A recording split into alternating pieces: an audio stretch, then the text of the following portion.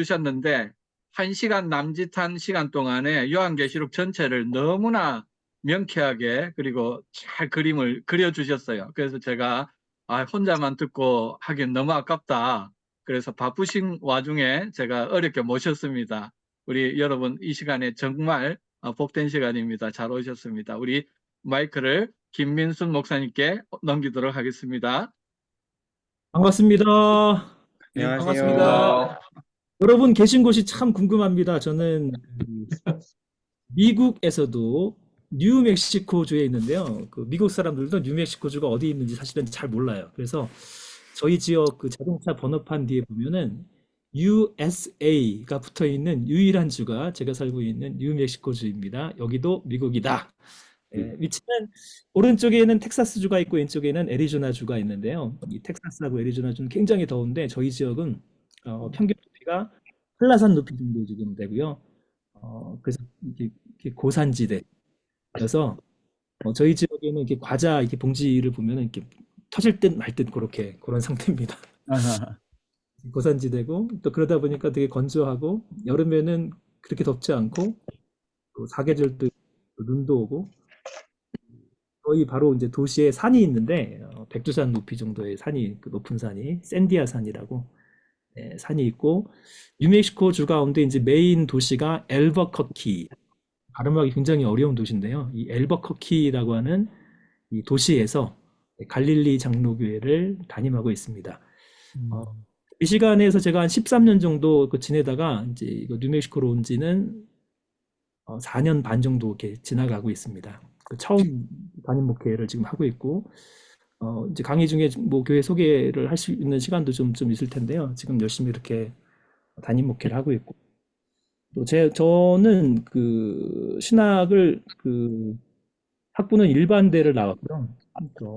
사이언티스트가 되기 위해서 열심히 공부를 하다가 하나님이 소명을 주셔서 그 대학을 졸업하고 총신대학교 신학대학원에서 목회학 석사를 하고 목회학 석사하면서 역사신학에 대해서 굉장히 관심이 많아서 켈빈 신학교로 그 역사신학 분야로 이제 유학 준비를 하다가 잠시 한국에서 전임 사역을 이렇게 하게 됐습니다. 수원에 있는 수원 세빛교회, 고향이 수원이고요. 그 수원에서 세빛교회에서 그 풀타임 전임 사역을 4년 정도 이렇게 하다가 공부가 너무 하고 싶어서 이제 수원에 합동신학대학원이 있습니다. 이제 거기에 이제 역사신학으로 신학 석사 공부를 하고 그때 만난 이제 이도 교수님이 이제 오덕교 교수님이신데 더 나이가 들기 전에 빨리 유학을 가라 해서 전임 사역 4년 하는 동안에 그 신학 석사를 하고 그 미시간주 그랜드 래피즈라고 하는 도시에 있는 켈빈 신학교 그 학교로 이제 유학을 간 이유는 거기에 이제 역사신학 분야에 굉장히 아주 유명한 대가가 있었습니다. 리차드 몰러 교수님이라고 이제 그분 밑에서 신학 석사를 하고 또 그 신학 박사과정에서 공부를 하게 되었고요. 박사과정 하면서 그 그랜드 래피즈에서 한 2시간 반 거리에 디트로이트라고 하는 자동차로 유명한 도시가 있는데 이제 거기에서 그 한어 중고등부 사역을 하다가 청년부 사역을 하다가 또 미시간 지역 연합 청년 사역을 하다가 또 교회 전임 사역을 하다가 그래서 11년 정도 사역을 하다가 그리고 하나님께서 이쪽 뉴멕시코주로 인도해 주셔서 지금 이곳에서 열심히 사역을 하고 있습니다. 제가 하는 일은 이제 갈릴리 장로교회 담임 사역도 하고요. 이제 제가 관련되어 있는 그러한 기관이 커피 브레이크 성경 공부라고 그 미국에서는 굉장히 많이 하고 또 한국에서도 좀 이렇게 활발하게 하고 있는 데가 있는데요. 그 교재가 나오면 교재를 신학적으로 감수를 합니다. 이 번역이 제대로 된 번역인지 또 성경에 맞는지 또 그 리폼드 개혁 신학에 맞는지 그 번역 감수를 하는데 여러 권을 감수를 했는데 이제 그 중에 한 것이 이제 요한계시록 1, 2라고 하는 이 교재를 번역 감수를 했고 이제 번역 감수를 하면서 그 미국에서 있는 그 커피 브레이스 컨퍼런스가 굉장히 큰데 한 400명 정도 모이는 컨퍼런스인데 이 컨퍼런스에서 요한계시록 배경 연구 그 특강을 그 부탁받아서 그 작년에는 캐나다 토론토에서 국제 컨퍼런스 또 요한계시록 특강을 하고 그리고 이제 남가주 사랑의 교회에서 또 남가주 지역에 그 요한계시록 특강을 하고 특강을 들었던 그 목사님 가운데 한 분이 그 개척교회 목사님 모임에 올해 그 초대를 해주셔가지고 거기서 강의를 또 하고 또 요한계시록 관심 많다 보니까 그 주일날 설교하기는 굉장히 좀 어려운 부분이어서 그 새벽 그 기도회 시간을 이용해서 저희는 토요일 날만 새벽 기도회가 있는데 한 1년 정도 본문을 차근차근 또 이렇게 설교도 하고 또 설교가 끝나고 나서 이제 올 초에는 성도님들과 함께 그 요한계시록 말씀 사경회라고 해서 한 5번 정도 또 집중적으로 그 요한계시록 말씀 사경회를 그 진행을 했습니다. 그 계시록을 그렇게 좀 연구도 하고 그리고 또 강의도 하고 또 설교도 하고 또 특강도 하고 말씀 사경회도 하고 그래서 굉장히 사실은 요한계시록을 그렇게 여러 번 다루면서 제 마음 가운데 정말 너무나도 귀한 이 말씀이 우리 시대에 사실은 되게 굉장히 잘 읽혀지지 않고 또 어렵고 또 혼동스럽기 때문에 제대로 한번 또 가르칠 수 있는 기회가 되면 참 좋겠다는 그런 생각이 들었고요. 이렇게 또 함께 모여서 짧은 시간이지만 계시록 말씀을 여러분과 함께 공부할 수 있어서 너무 감사하고 이렇게 공부하는 것으로 그치지 마시고 여러분이 계신 사역 현장에서 이 말씀을 한번 이렇게 강의도 해보시고 또 설교도 해보시고 말씀 사경회도 해보시고 또 이제 커피 브레이크 교재 가운데 요한계시록 1, 2를 제가 감수를 다 했는데 아직은 1만 나왔고 2가 아직 진행 중인데 그 교재가 나오면 그 교재를 가지고 요한계시록 성경 공부를 한번 해 보시는 것도 굉장히 좋을 것 같다는 그런 생각이 들었습니다. 제가 강의를 진행하기 전에 그 요한계시록 하면 또 생각나는 거 무엇이 있을까요? 우리 좀 간단하게 좀 소개도 좀 해주시고 지역과 그리고 사역과 그리고 어디 계신지 간단하게 소개해 주시고 요한계시록 하면 생각나는 거 그거 한번 나누고 우리 진행하도록 하겠습니다. 궁금해가지고 강의가 예. 네, 궁금해하기 전에 또 어디에 관심 있는지도 저도 궁금해서 네, 시작을 해야겠죠. 네, 제가 그 배경부터 시작을 하고 그리고 본문으로 들어가서 본문 읽어가면서 그렇게 좀 진행을 좀 하겠습니다. 핵심 키워드 그리고 질문으로 이해하는 요한계시록 배경 연구 그런 타이틀을 잡아봤습니다. 퀴즈를 하겠습니다. 퀴즈. 이 퀴즈. 첫째는 이제 역사인데요. 계시록 이해를 한 역사. 어떻게 이제 2000년 역사 가운데 계시록을 이해해 왔는가. 그 중에 이제 중요한 사람들이 있는데요. 예수님의 이중 재림. 예수님이 한 번 재림하는 게 아니라 2번 재림한다는 것입니다. 그 공중 재림과 그리고 지상 재림, 그리고 성도들의 휴거를 주장한 사람들이 있습니다. 이 사람들을 가리키는 특정한 그 용어가 있습니다. 어떤 사람들인가요? 질문입니다. 질문. 네. 일방적인 강의가 아니라. 예. 보통 세대주의라고 저는 알고 있습니다. 세대주의, 세대주의자들, 세대주의. 계시록 이해에 있어서 이 세대주의가 끼친 영향이 큽니다. 아주 부정적인 영향이 큽니다. 그러므로 성경은 정말 예수님의 이중 재림을 말하는가? 성경은 성도들의 휴거를 말하는가? 이것들을 어떻게 이해해야 할 것인가?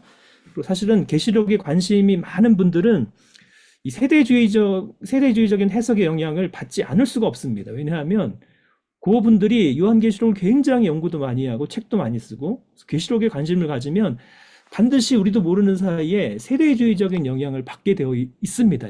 이거를 잘 분별하는 게 요 계시록 이해에 있어서 아주 중요한 포인트다. 두 번째는 이제 주의를 해야 되는데 계시록을 어떻게 이해할 것인가 주의 사항이 있습니다. 여기 보면 이제 마태복음 24장 36절 그러나 그날과 그때는 아무도 모르나니 오직 누구만 아시느니라 아버지만 아십니다. 오직 아버지만 아시느니라. 자, 요거를 아버지만 아시는 것을 이렇게 우리 아까 그 이현철 전도사님 이렇게 풀어준다. 이렇게 뭐 확신을 가지고 풀어준다. 그 사람들이 사실은 조금 이렇게 위험한 사람들인 거죠, 그렇죠? 그 주의를 해야 됩니다. 계시록에 있어서. 세 번째 키워드는 이제 해석. 어떻게 계시록을 해석해야 되는가. 우선 이거 제가 화면이 조금 이상한데 잠깐 공유 중지하고 다시 들어오겠습니다. 잠깐만 공유 중지하고.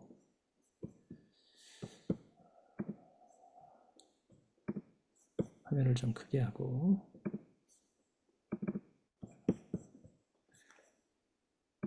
네. 해석.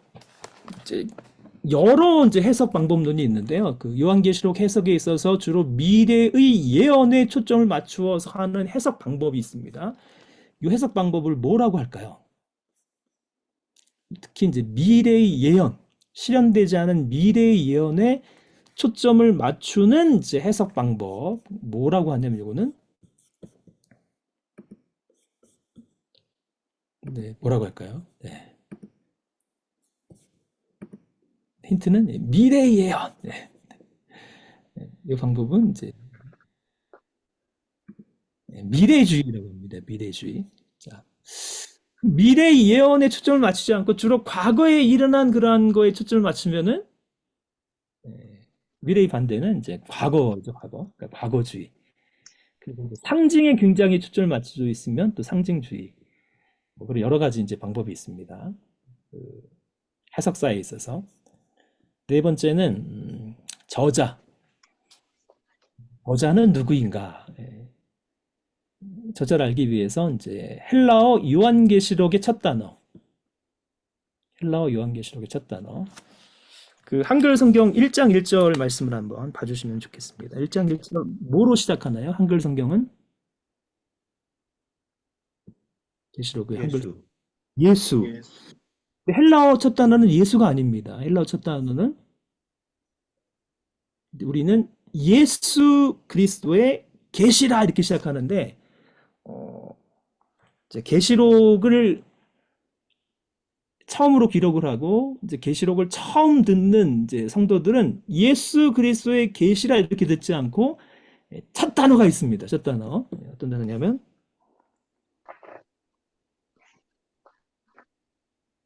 이렇게 보면 이제 계시에 해당되는 이 헬라어 단어가 아포칼립시스, 계시인데 베일을 벗다 입니다. 베일을 벗다.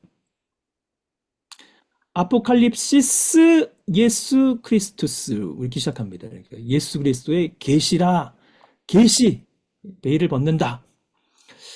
그러면 계시록의 첫 단어가 이제 아포칼립시스라면 계시록의 마지막 단어가 있습니다. 마지막 단어는 네 한번 펴가지고 한글 성경이나 헬라어 성경이 동일합니다. 계시록의 마지막 단어는 성경의 마지막 단어는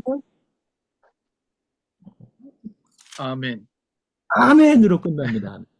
그럼 계시록은 아포칼립시스로 시작해서 그리고는 아멘으로 마치는 말씀이 계시록 말씀입니다.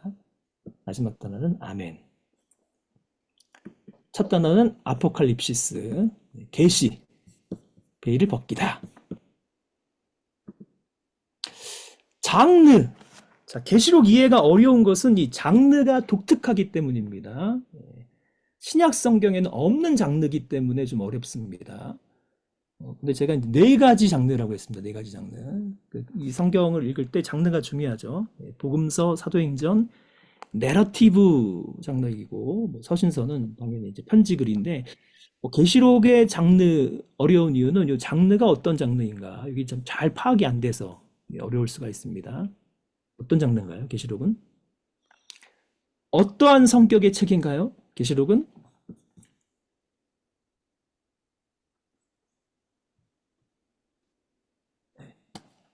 질문입니다. 계시록은 어떠한 성격의 책인가요? 네. 예, 편지입니다. 일곱 편지. 교회 보내신. 예. 7개에 보내는 편지다. 또요. 편지다. 또 예언. 예언 편지인데 예언적 성격을 가지고 있는 편지다. 또요.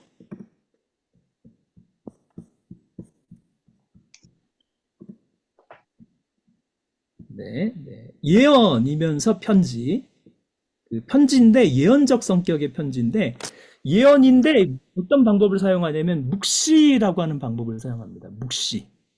그래서 환상이 많은 이유는 장르가 묵시문학 장르이기 때문에 그 구약 성경을 보면 이 묵시문학에 해당되는 장르가 이 한 권 있죠. 그래서 계시록 공부할 때 항상 짝을 두고 있는 구약이 다니엘서. Yes. 7장부터 12장까지, 뭐 에스겔도 마찬가지지만 그 중에서 이제 다니엘서가 이제 묵시문학 장르입니다. 네, 그래서 이제 편지인데 예언적 성격의 편지, 예언인데 동시에 묵시라고 하는 방법을 사용해서 환상과 이미지가 많이 나옵니다. 자, 그리고 여기 이제 한 가지를 더 추가한다면, 이제 계시록 연구에 있어서 꼭 읽어야 될 책 가운데 하나가 이제 제프리 와이마 교수가 쓴 요한계시록의 가면이라고 하는 번역된 책이 있는데요.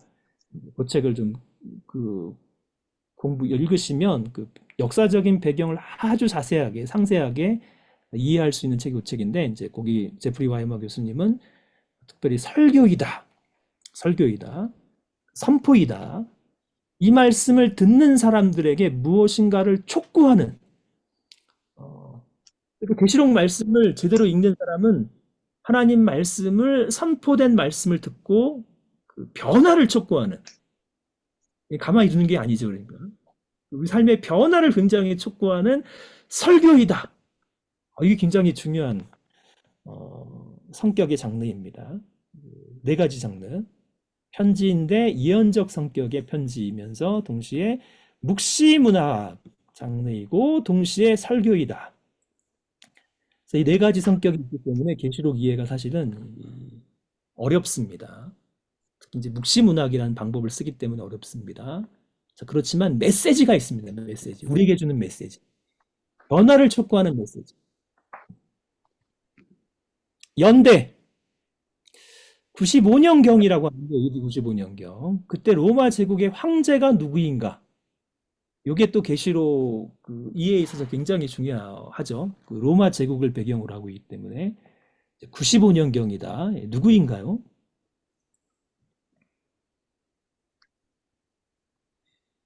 그때 황제는 도미티아누스. 그 도미티아누스 황제 때 무슨 일이 있었길래 그 사도 요한은 이 계시록의 말씀을 기록을 했는가? 어떤 중요한 일이 있습니다. 이제 그것이 이제 역사적인 배경을 이해하는 데 중요한 부분이기 때문에 95년경 로마 제국의 황제는 도미티아누스. 그럼 어떤 황제인가? 도미티아누스가 어떤 성격의 황제인가? 중요하죠. 트럼프 시대를 살아가는 미국, 뭐 바이든 시대를 살아가는 미국이 다르죠. 이게 대통령이 누구냐에 따라서. 심지어 이제 제국인데 황제가 누구냐, 굉장히 사실은 그 제국의 성격이 황제가 누구냐에 따라서 달라지는 거죠. 어떤 황제가 다스리는 로마 제국의 기독교 교회, 어떤 상황 가운데 있는 것인가? 연대.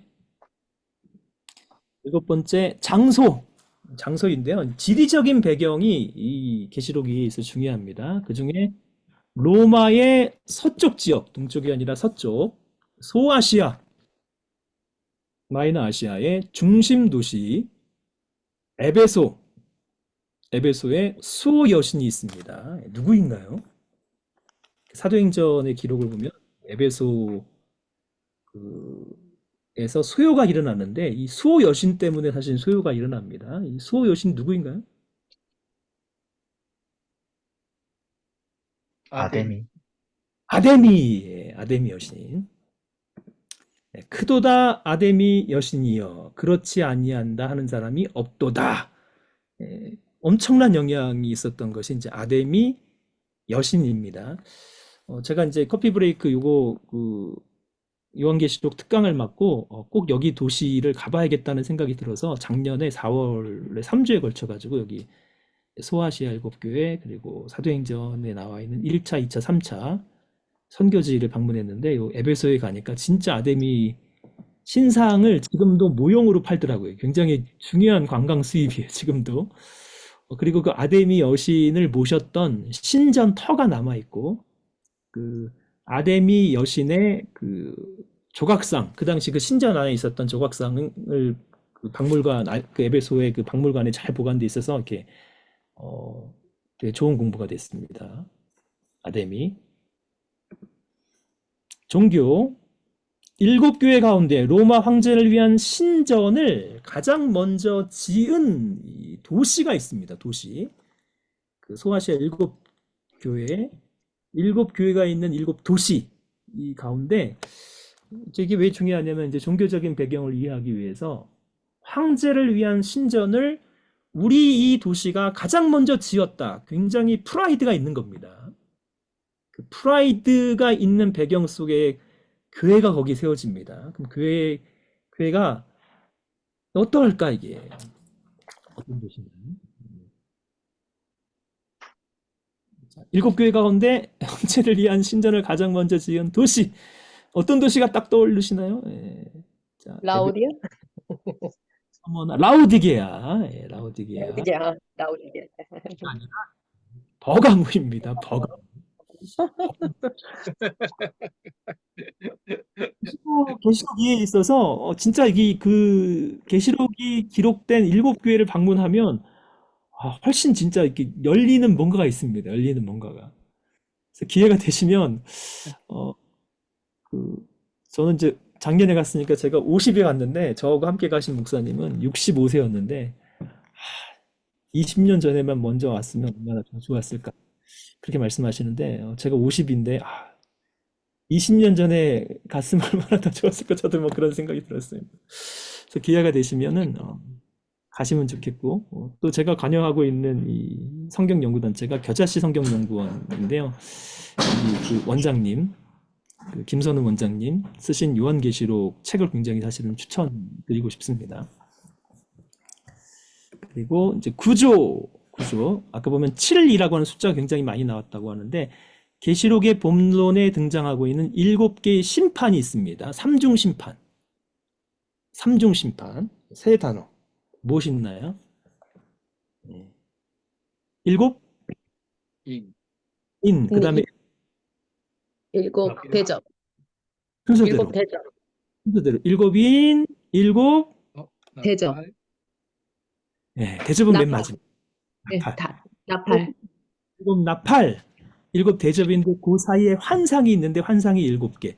그래서 7이라고 하는 숫자가 굉장히 사실은 중요합니다. 7교회, 7영, 7인, 7나팔, 7개의 환상, 또 7개의 대접. 7이라고 하는 숫자를 왜 이렇게 강조할까? 구조. 그리고 현재. 계시록이 기록된 현재. 현재는 이제 터키로 알고 있는 이제 튀르키예인데 튀르키예의 두 번째 도시. 첫 번째 도시는 이스탄불입니다. 두 번째 도시로 호모의 탄생지로 유명한 도시가 있습니다. 가면 와, 큰 도시구나. 저는 부산이 막 생각났습니다. 여기 도시에 가보니까 부산. 어떤 도시일까요? 어떤 도시일까요? 서머나입니다. 서머나는 부산과 굉장히 비슷한 항구 도시다.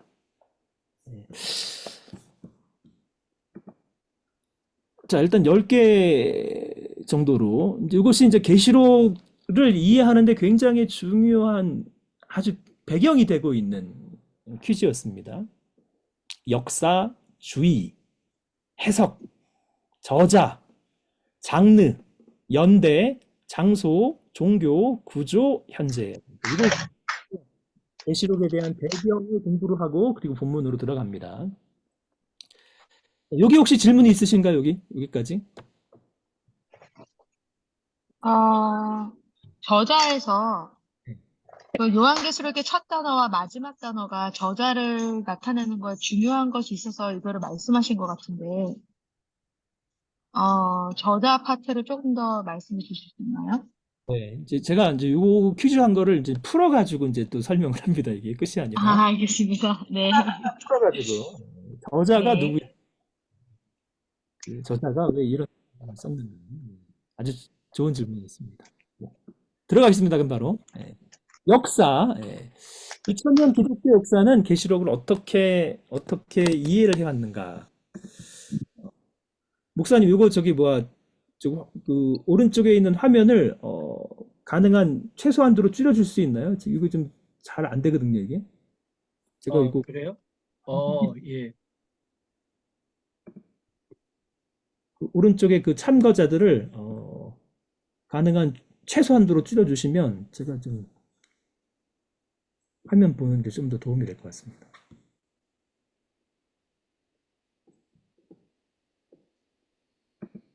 제가 기능이 여기까지밖에 안 됩니다. 이해해 주십시오.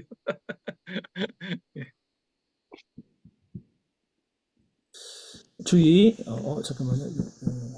아니, 코호스트 기능을 주셔가지고 목사님이 조절할 수 있게 해주시면 되는데. 드렸어요. 벌써 그랬는데 드렸는데. 조절이 안 예, 돼요. 잠깐만요.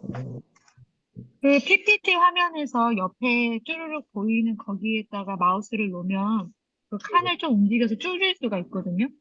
그러면 옆에 보이는 화면을 더 크게 할 수 있는 걸 원하시는 것 같은데. 화면 보면 그래도 똑같은데? 그래서 제가 오른쪽 부분이 안 보이는데 지금 그래요? 저는 다 보이는데요. 전체 화면에. 저만 안 보이는 건가 이게? 예, 예.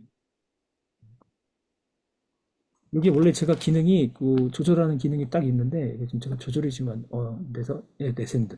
이제. 네, 됐습니다. 네. 들어갑니다. 이제 초대교회 어떻게 계시록을 이해하는가? 특별히 이제 AD 170년경 그 계시록이 기록된 당시가 이제 95년경인데 약간 100년 정도 85년 정도 지나고 나서 종말론에 대한 열풍이 일어났습니다. 특히 이제 프리기아 지역의 페푸자라고 하는 그 도시에서 새 예루살렘을 강조를 하고 천년왕국이 시작이 되었다. 곧 시작이 될 것이다.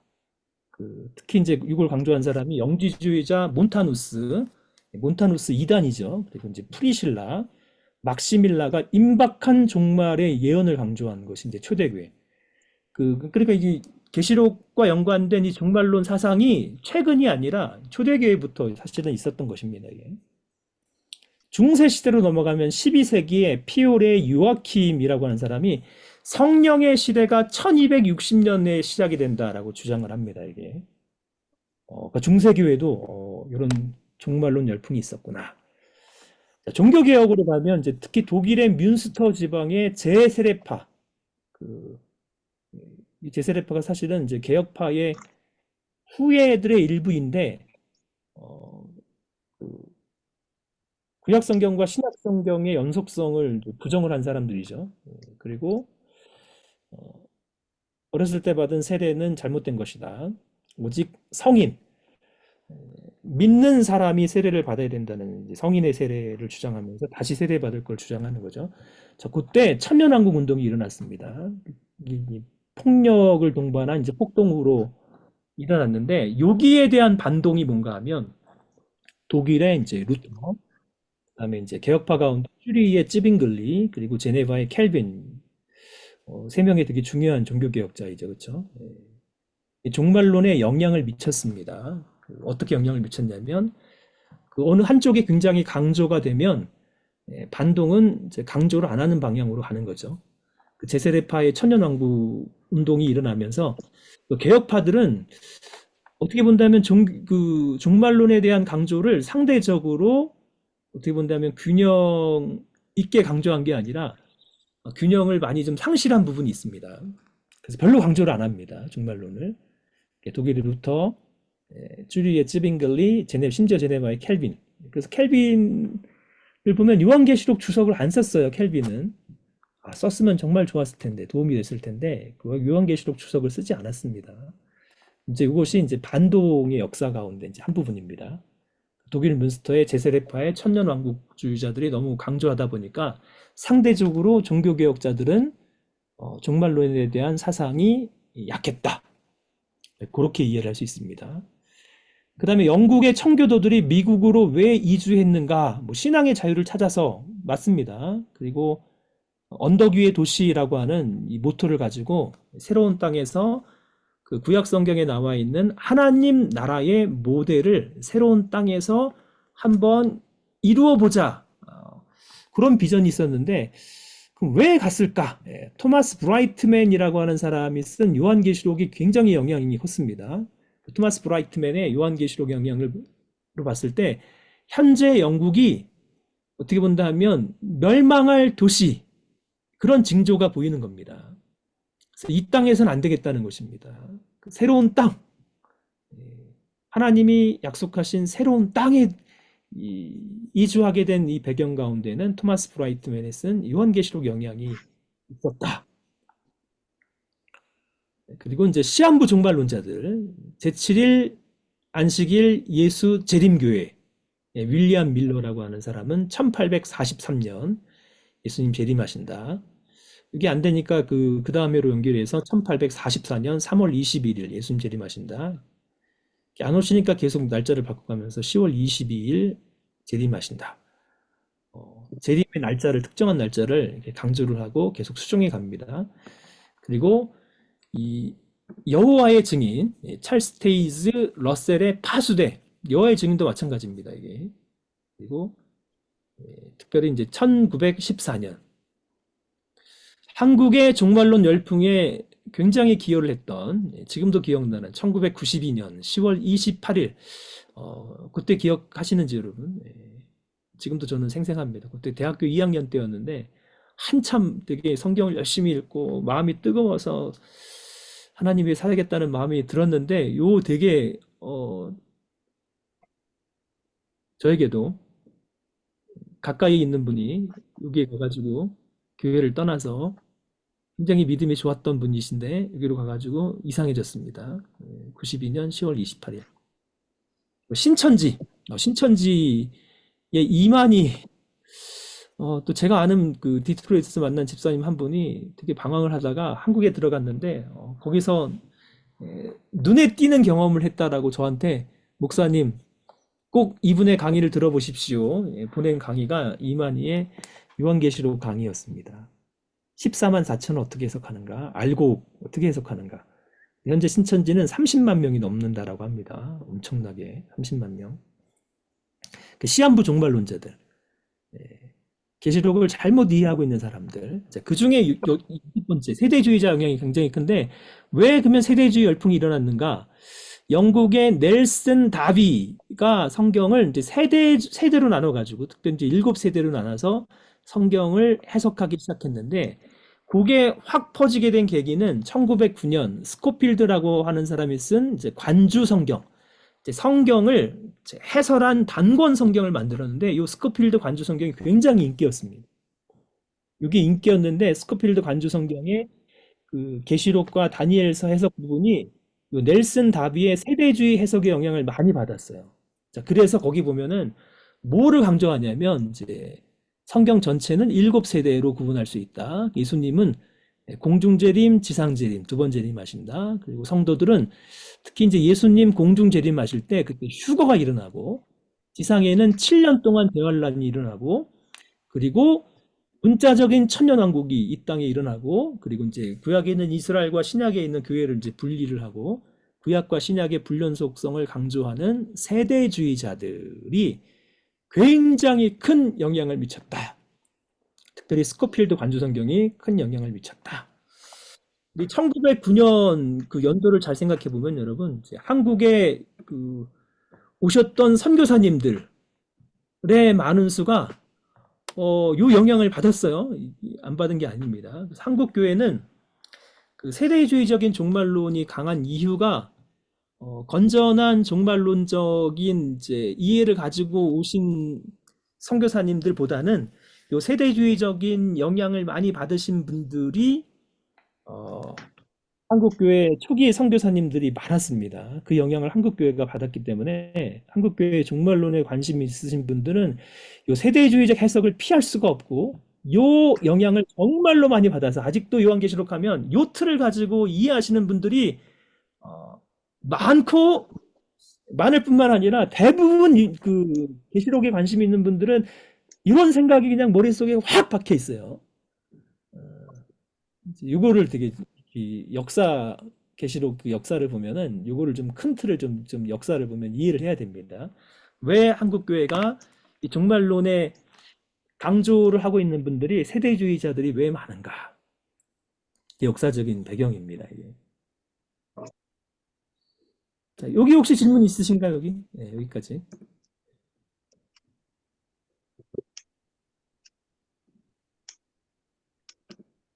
여기 괜찮으신가요? 네, 질문.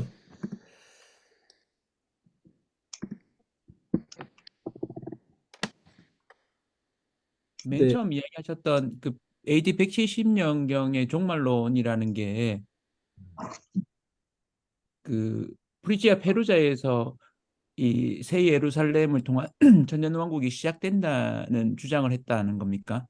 네, 그런 주장이죠. 네. 아, 어떻게 본다면은 우리가 현재 가지고 있는 그 극단적인 종말론의 시초가 이제 거기 에, 그 사람들이었습니다. 자, 제가 강조하고 싶은 거는 이게 우리 시대만 있는 게 아니라 초대교회도 있었고 중세교회도 있었고 종교개혁 시대에도 있었고 그리고 그 시한부 종말론자들 또 이 큰 흐름이 이렇게 극단적인 사람들은 여기에 좀 많이 빠져 있는데 그래서 균형이 필요한데 그 균형을 어디서 잡아야 되는가?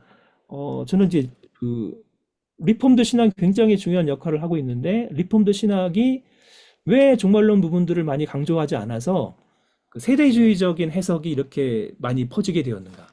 왜 세대주의적인 해석에 특히 선교사님들, 목사님들이 많이 영향을 받았는가? 그런 역사적인 배경을 좀 보려면 이제 계시록이 어떻게 이해를 해 왔는지를 좀 보면은 이제 오늘날 이런 현상에 대한 이해가 사실은 이런 부분이 있었다 하는 것들을 제가 좀 강조를 하고 있는 부분입니다. 계속 진행합니다. 네.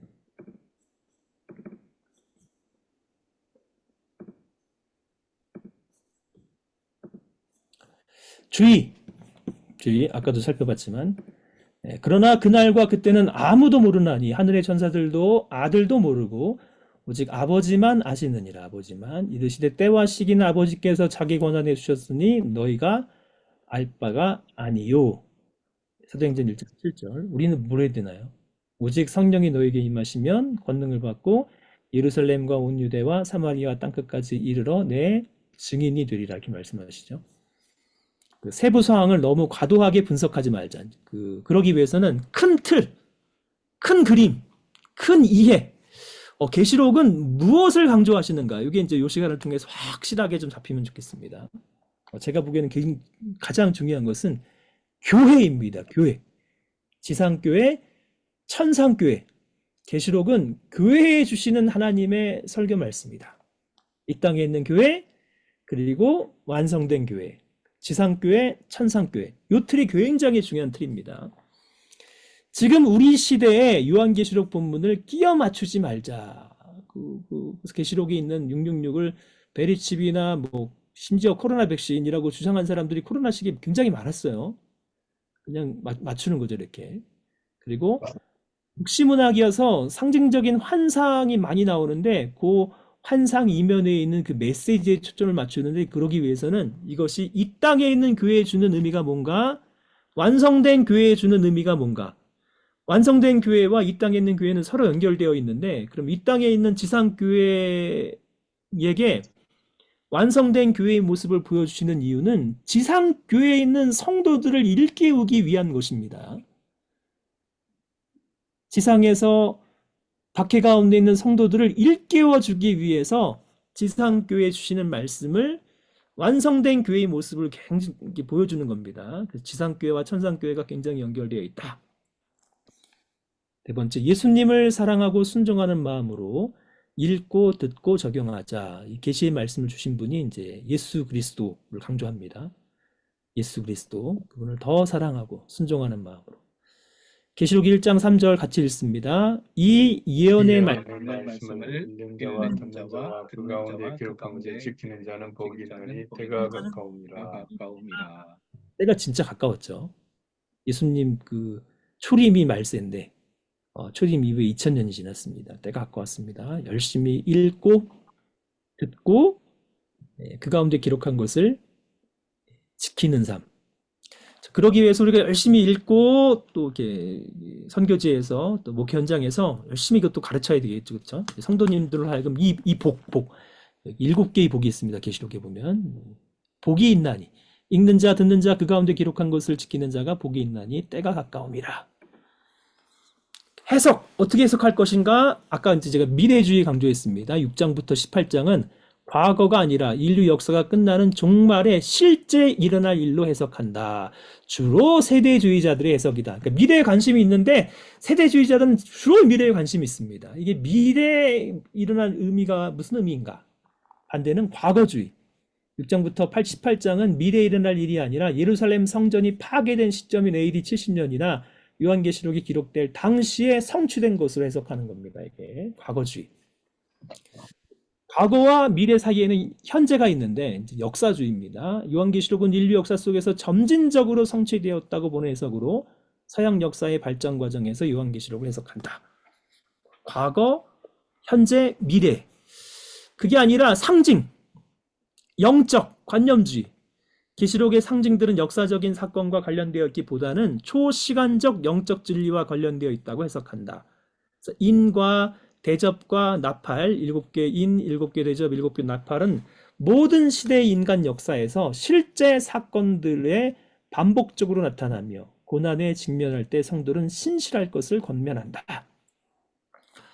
우리는 어떻게 해석해야 되는가? 이 과거주의적인 요소가 분명히 있어요. 그 당시 성도님에게 주는 말씀이기 때문에. 그 당시만이 아니라 지금 현재를 살아가는 우리에게 주는 말씀이 있어요. 현재. 완성될 하나님 나라, 이건 주로 이제 미래와 연관된 부분이죠. 분명히 미래적인 부분도 있어요. 또 묵시문학이기 때문에 상징적인 부분도 있어요. 그래서 과거 역사, 그 모든 시대, 미래와 상징주의를 통합해서 어떻게 구속사, 예수님께서 역사를 완성하시는 구속사적 절충주의를 통합한 해석이 필요하다. 그러기 위해서는 과거도 중요하고 현재도 중요하고 앞으로의 미래도 중요하고 또 초시간적 상징도 중요하다. 이런 것들을 다 꿰뚫는 시각이 우리에게 필요하다. 그래서 계시록이 어렵습니다. 이제 그 중에 이제 여기 천년왕국을 어떻게 이해할 것인가? 천년왕국 어떻게 이해할 것인가? 계시록 20장 1절부터 6절, 천년 동안 그리스도와 더불어 왕 노릇하리라. 분명히 문자적인 천년의 기간이 있죠, 그렇죠? 이 천년을 어떻게 이해할 것인가? 이 첫째 부활에 참여하는 자들은 복이 있고 거룩하도다. 둘째 사망이 그들을 다스리는 권세가 없고, 첫째 사망은 있는데 둘째 사망이 그들을 다스리는 권세가 없고, 도리어 그들이 하나님과 그리스도의 제사장이 되어 천년 동안 그리스도와 더불어 왕 노릇하리라. 이게 천년왕국인데 어떻게 볼 것인가? 크게는 이제 세 개. 또 좀 더 구분해 본다면 이제 4개가 있습니다. 그 천년왕국을 예수님의 재림과 연결시키는 것입니다. 먼저 예수님의 재림이 있고 나서 재림 후에 천년왕국이 시작된다. 그래서 재림 후에 천년왕국. 그래서 후 천년이 아니라 거꾸로. 천년 전에 예수님 재림하신다. 그래서 이걸 갖다가 이제 전천년주의라고 합니다. 전천년주의. 천년 전에 예수님 재림하신다. 전천년주의. 전천년주의가 크게 두 가지인데, 하나는 이제 역사적 전천년설, 그리고 세대주의적인 전천년설. 세대주의적인 전천년설은 여기 보면은 이제 천년왕국 전에 무슨 일이 일어나냐면 환란 전에 휴거가 일어나고, 성도님들의 휴거, 예수님의 이중재림, 공중재림, 지상재림, 그리고 이 땅에서는 7년 대환란, 끝나고 나면 이스라엘의 회복, 그래서 교회와 분리되고, 그다음에 유대인과 이스라엘 회복 운동을 굉장히 강조하는 방향으로 가는 사람들이 세대주의적인 전천년설. 자, 이것과 차이가 있는 역사적 전천년설이 있습니다. 예수님의 재림 후에 천년왕국이 여기 있으니까 천년왕국이 시작이 되고, 그리고 대환란 이후에 휴거와 재림이 분명히 있다. 이렇게 보는 게 역사적인 전천년설. 이 전천년설과 거꾸로 되어 있는 것이 이제 후천년설입니다. 지상 천년왕국 후에. 이걸 왜 강조하냐면, 이제 미국과 영국에서 부흥운동이 일어났습니다. 부흥운동이 일어나다 보니까 하나님 나라가 진짜 우리 시대에 임하는 거구나, 굉장히 낙관적인 기대를 가지고 있습니다. 그것이 이 땅의 천년왕국으로 이어질 것을 기대합니다. 그리고 지상 천년왕국이죠.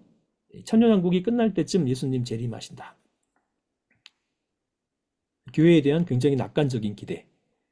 그러다가 1차 세계대전, 2차 세계대전으로 인간이 얼마나 악한 존재인가, 얼마나 죄악된 존재인가에 대해서 굉장히 약화된 해석이 후천년, 그다음에 무천년은 이제 천년이 없다가 아니라 이 천년왕국을 어떻게 이해하냐면 예수님의 초림부터 재림 때까지의 상징으로 해석합니다. 문자가 아니라 상징. 그래서 예수님을 믿은 이후 현재 지금 하나님 나라의 통치를 받는 지금이 천년이다. 그래서 현천년주의라고 합니다. 현천년주의, 무천년주의. 무천년주의라서 천년왕국이 없다는 게 아니라 천년왕국은 지금이다. 지금 예수님 초림부터 재림 때까지 현재 예수님께서 십자가 죽으시고 부활하시고 승천하셔서 하나님 보좌 우편에서 통치하시는데 통치하시죠 분명히. 거기에 성도들이 동참되어 있다는 것입니다. 지금이 부활 승천하신 예수 그리스도를 믿는 우리가 현재 하나님 나라의 통치를 받는 지금이 현재가 천년이다. 이거에 따라서 이제 계시록 전체의 해석 방향이 굉장히 또 달라집니다. 그리고 그림은 좀 나중에 이해를 하고, 그리고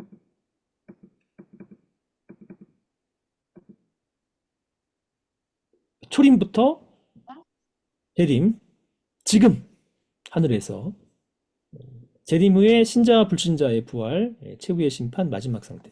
현재 교회 시대가 천년왕국이다. 그리스도와 성도가 예수 그리스도를 주로 고백하는 성도가 통치에 동참하는 거죠. 교회 시대, 초림과 재림 사이에 끝나고 나면 예수님 재림하시고 신자와 불신자의 부활, 최후의 심판, 영원한 상태. 이게 이제 무천년설, 한천년설 강조하는 부분입니다. 천년왕국을 미래에 있을 예언으로 보는 견해가 핵심이 뭔가 하면 이제 예수님 재림을 기점으로 재림. 요 전에 무슨 일이 일어나는가? 십자가 죽으시고 교회 시대가 열리죠, 그렇죠? 그리고 예수님께서 그 공중 재림하십니다. 그때 성도들이 부활하고 휴거가 되어집니다. 자, 그리고 7년 대환단이 이 땅에서 시작이 되는데 이 휴거받은 성도들은 공중의 혼인잔치에 참여를 하고 이 땅에 있는 유대인들은 이 환란 가운데 있습니다. 전 3년 반, 후 3년 반. 두 증인 짐승의 통치. 그래서 7년 대환란. 끝날 때쯤 되면 이제 아마겟돈 전쟁이 일어나고 예수님 지상 재림했을 때 지상 재림했을 때 유대인이 이제 부활을 하고 그리고 나서는 천년왕국이 시작이 되고 사탄이 잠시 풀렸을 때 곡과 마곡의 전쟁이 일어나고 그리고 이제 심판 불신자의 부활, 천국과 지옥으로. 근데 이것이 이제 역사적인 전천년설하고 차이가 나는 부분은 이제 역사적인 전천년설은 여기 7년 대환란이나 뭐 그런 것들을 공중재림이나 이런 것들을 인정하지 않습니다. 이게 다만 예수님 재림 전에 환란이 있을 것이다. 그런 부분에 있어서 좀 차이가 있습니다. 지금이 바로 천년왕국이다. 십자가 죽으시고 부활하시고 사탄을 물리치시고 결박하셨고 성도들은 왕 같은 제사장으로 온 세상을 다스리는 역할이 지금 주어져 있다. 지금 하나님 나라의 통치에 동참하고 있다. 이 세상에서 짐승과 같은 악마의 위협 속에서 살아가지만 지금 현재 그리스도의 왕적인 통치에 동참하는 하나님 나라 백성으로 왕 같은 제사장의 삶을 살아간다. 그러다가 재림하시면 부활과 심판, 천국과 지옥, 이게 이제 무천년설, 한천년설의 주장입니다. 이게 바울의 종말론하고도 굉장히 연결되어 있는데 그 바울의 종말론을 보면은 이제 지금 시대에서 지금 시대 이 땅에서 자 그런데 예수님의 십자가 죽으심과 부활 승천 이후에 예수님은 하늘에서 통치하시는데 지금 이 땅에 있는 성도들은 하늘에서 통치하시는 예수님과 연합이 되어서 그리스도의 통치 가운데 동참하는 겁니다. 이게 그러니까 지금이 천년인 거죠. 바울의 종말론의 프레임에 의하면 그때 예수님 재림하시는 거죠. 재림. 이제 구약에는 이러한 틀이 없었어요. 구약에는 지금 시대와 다음 시대. 근데 신약에서 오면은 지금 시대와 다음 시대인데 그 사이 예수님의 이 부활을 기점으로 이 땅에 있는 성도와 하늘에서 통치하시는 예수 그리스도와 이게 서로 연결되어 있다. 그리고 이제 재림. 이제 구약에서는 이 초림과 재림의 구분이 없는 거죠. 신약으로 온다면 초림과 재림의 구분이 있는 거죠. 이게 바울의 종말론이 굉장히 중요한 타이틀입니다, 이게. 그다음에 상징들을 어떻게 이해할 것인가. 특별히 이제 구약 성경 인용이 많습니다. 창세기, 출애굽기, 다니엘, 에스겔. 특별히 이제 이 바벨론 포로 시기 동안에 기록된 그 바벨론 포로 시기가 계시록이 기록되어 있는 로마 황제가 다스리고 있는 이제 박해받는 이제 기독교 시기와 아주 유사한 시기입니다. 그 시기에 발달된 문학 장르가 묵시문학인 거죠. 왜냐하면 직접적으로 문자적으로 쓸 수 없는 의미를 감추는 겁니다. 그래서 감추기도 하고 열기도 하고 묵시문학인데 아포칼립시스 베일을 벗기는 그래서 독특한 장르인 거죠. 이게 이제 구약 성경에는 에스겔과 이 다니엘 인용이 많습니다. 그리고 이제 스가랴 인용도 많습니다. 404구절 가운데 309절이 구약의 인용입니다. 그러니까 계시록 공부하기 위해서는 구약을 같이 읽으셔야 돼요. 모든 시대에 적용되는 계시록이다. 당연히 21세기 지금 교회도 적용되겠죠. 또 과거에 완성된 과거에 실현된 그렇지만 미래에 완성되는 하나님의 나라. 그 다음에 구약 먼 것과 가까이 있는 것은 이제 통시적으로 봐야 되는데 구약 선지서 해석의 원리가 원근 통시적 접근인데 요게 계시록에도 요 해석 방법이 필요하다. 또 왜 상징으로 기록됐을까? 감추는 겁니다. 동시에 드러내는 겁니다. 특히 이제 4, 7, 12, 14만 4천, 666, 3년 반. 이 3년 반을 그 일자로 바꾸면 1260일. 이거를 연으로 바꾸면 이제 한때, 그리고 두때, 그리고 반때. 한때, 두때 합치면 세때, 반때, 세때 반. 이게 이제 3년 반이고, 이게 1260일이고, 요거를 개월수로 본다면 이제 42달, 42개월입니다. 이게. 요것을 가지고 있는 문자가 아닌 상징적인 의미가 무엇인가? 4, 19번 나옵니다. 전체, 네 모퉁이. 7, 55에 엄청나게 많이 나오죠. 완전한 의미. 7교회, 7금초대, 7별, 7영, 7인, 7나팔, 7대적. 12, 23회. 그것도 완전한 의미. 12지파, 12제자. 합치면 24 장로. 12 곱하기 12 합치면 144고 1000, 많다 의미하면 이제 14만 4천이라는 숫자가 나오는 거죠. 앞에 있는 12는 12지파, 가운데 있는 12는 12제자, 그리고 이제 막 군대를 의미하는 1000을 곱하면 14만 4천인데 상징적인 의미는 구약과 신약의 하나님 나라의 군대이다. 성격은 이 땅에 있는 교회는 전투적인 교회이다. 이런 해석이 굉장히 사실은 중요한 해석입니다. 우리에게 의미 있는 해석입니다. 이게. 이 땅에 있는 교회의 성격은 하나님 나라의 전투에 동참하는 교회이다. 666. 바코드인가, 베르칩인가, 백신인가. 777에 하나가 계속 모자랍니다. 3중에 불완전한 수. 게마트리아라고 해서 히브리어 숫자의 의미가 있는데 그 게마트리아 히브리어 숫자가 가지고 있는 상징적인 의미를 아는 사람은 알게, 모르는 사람들은 모르게 표현하고 있는 거죠. 로마 황제 네로의 숫자입니다. 네로를 이제 히브리어로 바꾸면 이제 여기 666이 되는 겁니다. 그래서 그리스도를 대적하는 세력으로 해석할 수 있다. 그리스도를 대적하는 세력으로. 바코드니 베리칩이니 백십으로 이해하지 말고 예수 그리스도를 대적하는 세력, 거기에 동참하는 사람들 이렇게 이제 이해를 하는 게 상징적인 숫자를 이해하는 게 계시록 전체 이해하는 데 큰 도움이 됩니다. 이게. 저자는 누구인가? 예수 그리스도의 계시라. 예수 그리스도의 계시라. 이는 하나님이 그에게 주사. 하나님이 그 예수 그리스도 반드시 속히 일어날 일들을 그 종들에게 보이시려고 그의 천사를 그 종 요한에게 보내어 알게 하신 것이라. 요한은 하나님의 말씀과 예수 그리스도의 증거 곧 자기가 본 것을 다 증언하였느니라. 순서가 중요한데 하나님께서 누구에게? 예수님에게. 예수님은 누구에게? 천사에게. 천사는 그 종 요한에게. 요한은 종들에게. 이 순서입니다. 그 종 요한은 누구인가? 사도 요한인가? 아니면 그 요한복음을 기록한 사도 요한인가? 아니면 장로 요한인가? 자, 초대교회에는 다 그 사도 요한의 제자 이레니우스, 유스티니우스 이런 사람들은 다 사도 요한으로 보고 있습니다. 자, 그런데 요한복음과 요한 그 서신서들과 요한계시록의 헬라어 문체가 다르다. 이런 주장 때문에 사도 요한이 아니고 또 다른 요한인 장로 요한일 가능성이 있다라고 보는 사람들도 최근에 학자들 가운데 많습니다. 제 견해는 요한복음과 요한 서신서들과 그다음에 이제 요한계시록은 장르가 다릅니다. 장르. 묵시문학. 요한복음 묵시문학이 아니에요. 요한 서신서들도 묵시문학이 아니에요. 요한계시록은 묵시문학이에요. 장르가 다르면 당연히 문체가 다른 거죠. 저는 이제 사도 요한으로 보고 있습니다. 이제 이게 제가 이제 에베소에 갔더니 에베소에 사도 요한의 이제 흔적들이 많이 남아 있어요.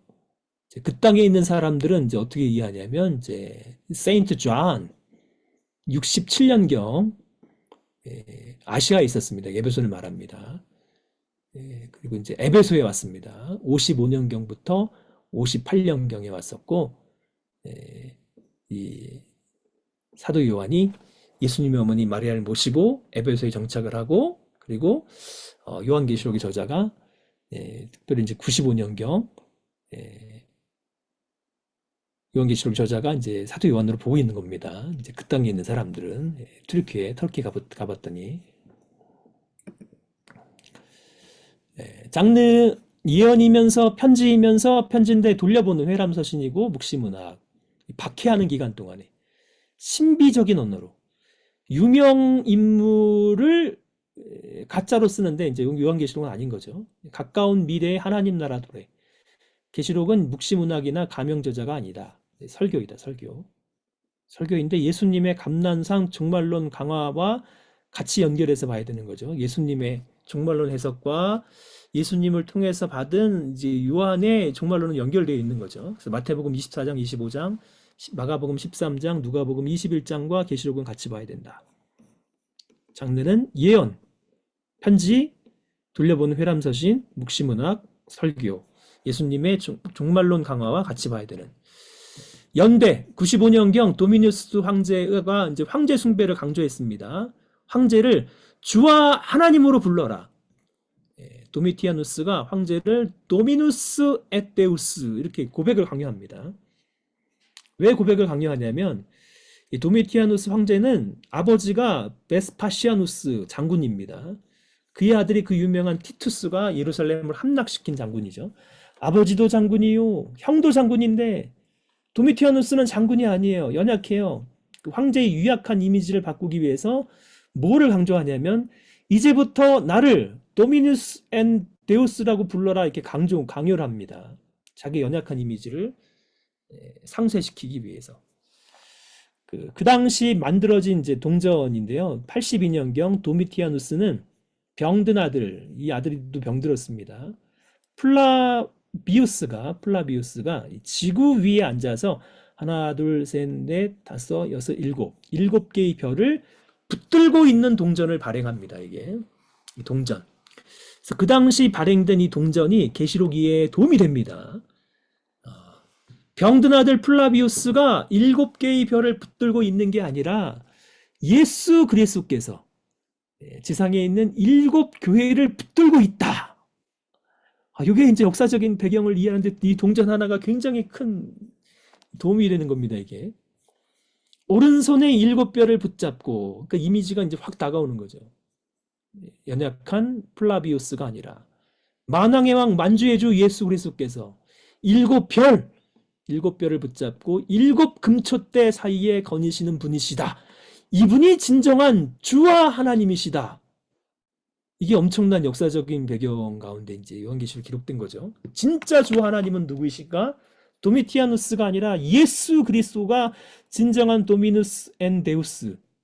그러니 이 도미티아누스 황제가 이 주와 하나님으로 고백하라고 강요하는데 그리스도인들은 그럴 수 없는 거죠. 그러니까 엄청난 박해를 하고 있는 거죠. 그래서 이 계시록 말씀을 기록하고 있는 사도 요한도 반모섬에 유배되어 있는 거죠. 그래서 그 당시 다스리고 있는 도미티아누스 황제가 굉장히 연약한 그 이미지를 상쇄하기 위해서 황제 숭배를 강조를 하고 이것이 요한계시록의 이제 저작의 배경입니다. 이게. 자, 그러면 도미티아누스가 81년부터 96년인데 여기 황제 숭배와 기독교인 밖에 요한계시록인데 이 도미티아누스 시대와 아주 유사한 시대가 그 도미티아누스의 아버지 베스파시아누스, 형 티투스, 장군 출신들이고 그 앞에가 바로 그 유명한 네로입니다. 네로. 로마 대화제로 기독교 박해를 본격화했던 황제가 네로이고 이 네로의 이미지를 그대로 따서 통치하려고 합니다. 그러니 이제 여기 이제 엄청난 박해가 시작되고 있는 거죠.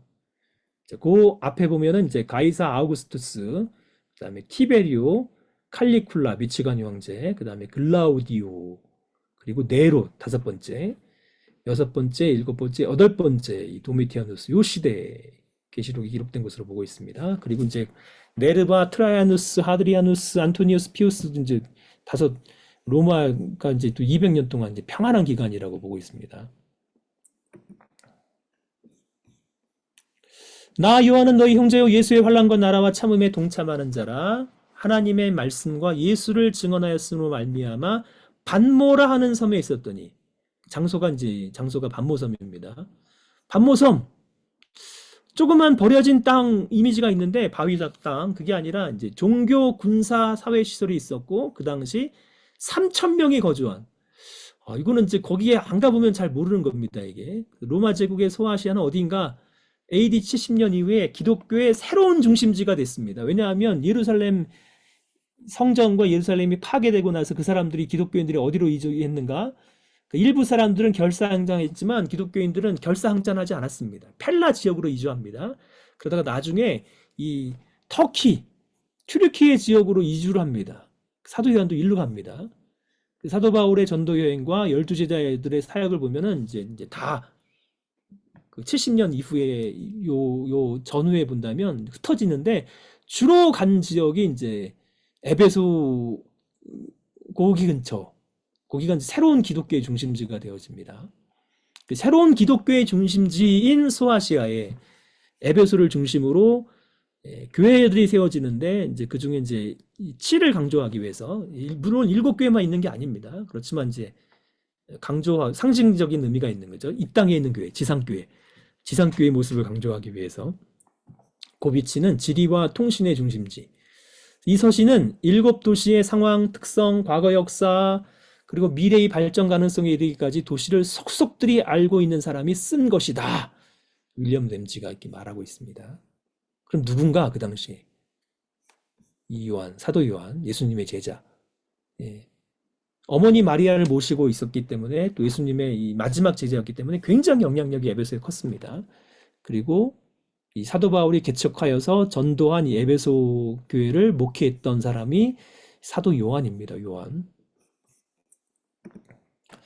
지도를 본다면 이제 오늘날 막 지금도 전쟁이 일어나고 있는 이스라엘, 그 위에 레바논, 시리아. 여기 시리아 바로 위에 보면 터키 땅에 안디옥 있고 여기서 전도여행이 시작되죠. 그래서 구브로섬, 키프로스, 그리고 여기 이 터키, 지금 터키에 있는 여기 소아시아, 여기 7개 여기 있습니다. 바다 건너서 이제 그리스, 여기 데살로니가, 여기 베레아, 그다음에 여기 아덴, 그리고 여기 보면 고린도 이렇게 되어 있는 거죠, 있죠. 그중에 계시록은 여기를 중심으로 에베소, 서머나, 버가모, 라오디게아, 골로새 안쪽에 있습니다.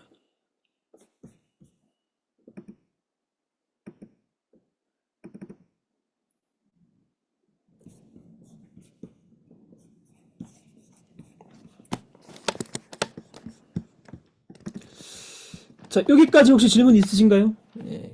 전체 배경이 확 들어오시나 해도? 네.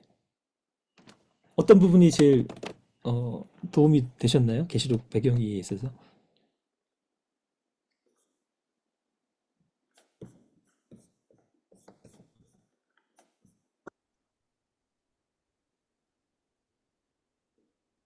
네. 그냥 듣기만 하면 액티브하게 참여하시면 조금 더 네. 저는 그 로마 황제 그 계보를 이렇게 말씀해 주시면서 도미티아누스가 이제 네로를 통치를 이제 모방하기 시작했던 그 부분에서 왜 그 666 그게 네로가 나왔나 그걸 많이 궁금했는데 그게 조금 이해가 된 것 같습니다. 네. 배경을 보니까 조금 더 상징적인 의미로 기록하고 있는 이유가 있는 거죠, 이게.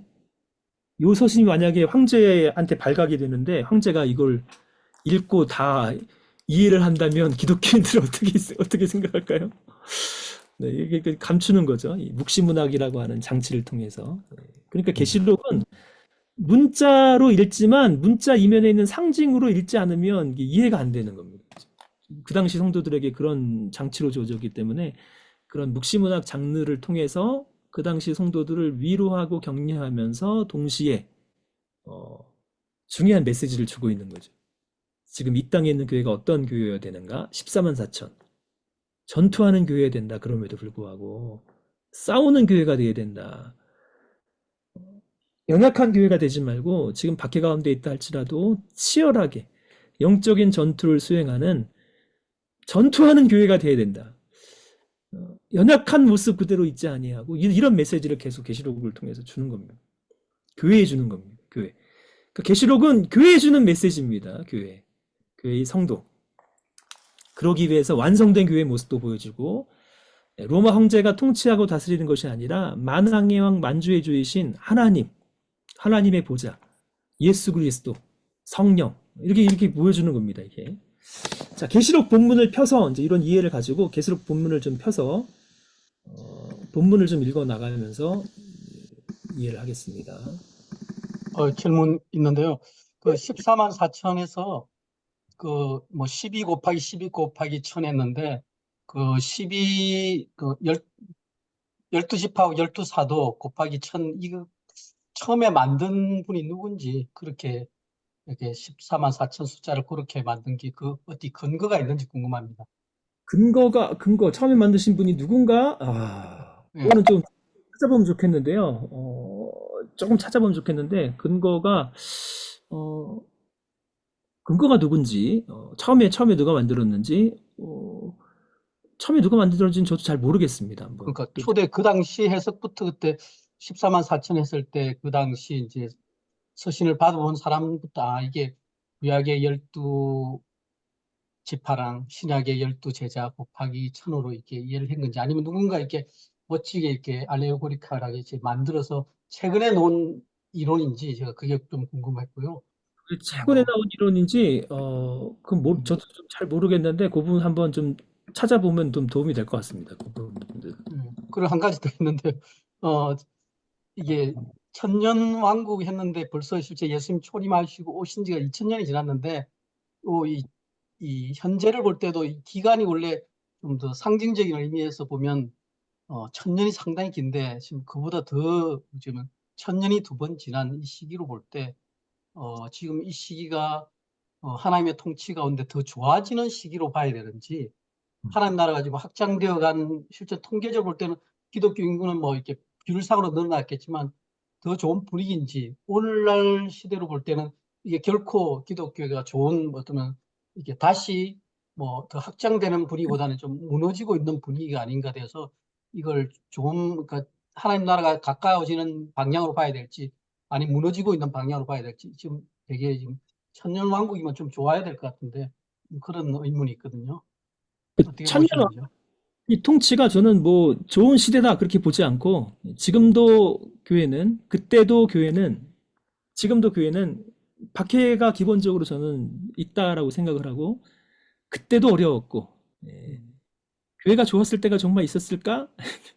그렇다면 교회가 좋았을 때는 진짜 아주 드문 시기 부흥 영적 대각성 그런 시기에나 조금 좀 교회가 좀 뭔가 좀 하는 것처럼 보이는데 저는 교회는 항상 어려운 시대였다고 생각해요. 특히 이제 그 시기에 늘 이제 교회 영적인 지도자로 부름받은 우리는 좋았던 시기가 모르겠어요. 저희보다 뭐 30년, 40년 전에 목회했던 분들은 좀 좋았을지도 모르겠지만 그때도 어려움이 있지 않았을까? 분명히 어려움이 있었겠죠, 그렇죠? 지금도 어려움이 있지 않았을까? 그 계시록 말씀을 본다면은 저는 교회가 좋았을 때는 별로 없었고 교회는 항상 어려운 시기, 그 어려움 가운데 어떻게 살아야 되는가? 그 메시지를 주기 위해서 계시록이 기록됐다면 이게 또 오늘날 우리에게 주는 의미가 있다면 지금 이 어려운 시기를 어떻게 천상의 교회, 통치하시는 하나님, 그리스도를 바라보고 어떻게 이길 것인가, 이기는 자가 될 것인가. 그 계시록 말씀이 참 어려운 시대를 살아가면 살아갈수록 저는 더 필요하다, 중요하다, 정신 차려야 된다. 이 땅에 하나님 나라가 완성된 게 아니다. 지금 통치하시는 예수 그리스도를 끊임없이 바라보고 동참하고 그런 삶을 살아야 된다. 그런 관점으로 좀 보면 좋겠다는 생각. 자, 계속 이어가겠습니다. 이제 성경을 좀 펴시고요. 성경을 좀 읽어가면서 좀 계시록 전체를 좀 이해해 가도록 하겠습니다. 자, 서론은 세상에 있는 지상교회입니다. 예, 계시록의 서론은 지상교회에 주는 말씀이다. 지상교회. 서론을 보겠습니다. 1장 예수 그리스도의 계시라 이렇게 시작합니다. 계시 아포칼립시스로 시작합니다. 베일을 벗기는 겁니다. 하나님이 그에게 주사 반드시 속히 일어날 일들을 그 종들에게 보이시려고 그의 천사를 그 종 요한에게 보내어 알게 하신 것이라. 요한은 하나님의 말씀과 예수 그리스도의 증거 곧 자기가 본 것을 다 증언하였느니라. 이언의 말씀을 읽는 자와 듣는 자와 그 가운데 기록한 것을 지키는 자는 복이 있나니 때가 가까움이라. 도입, 그다음에 문안 인사인데요. 이 계시록 말씀이 지금 중요하다. 읽어야 되고 들어야 되고 지키는 자가 복이 있다. 계시가 어떻게 주어졌는가? 하나님을 통해서 예수 그리스도에게로. 예수 그리스도는 천사에게로. 천사는 그 종 요한에게. 그 요한은 누구에게? 그 종들. 그 종들에 우리도 포함되는 겁니다. 뭐 하라고요? 읽고 듣고 그 가운데 기록한 것을 지키는 복 있는 자가 되라고 우리를 초청합니다. 누가 진짜 복 있는 자인가? 그래서 요한이 편지이기 때문에 4절 아시아에 있는 7교회에 편지합니다. 7은 상징입니다. 지상교회의 상징입니다.